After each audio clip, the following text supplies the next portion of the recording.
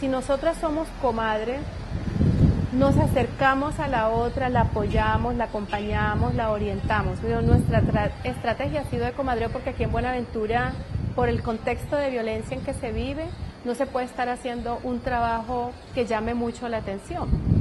Un trabajo que te vean que estás metiéndote en la vida de la otra persona.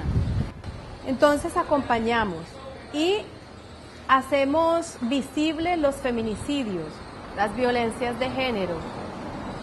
No denunciamos a los actores, ¿cierto? Ese no es nuestro papel. Nuestro papel es de acompañar y es de sanar. ¿Por qué no es nuestro papel de los actores? Porque no, es exponer a la red mariposa, es exponerla.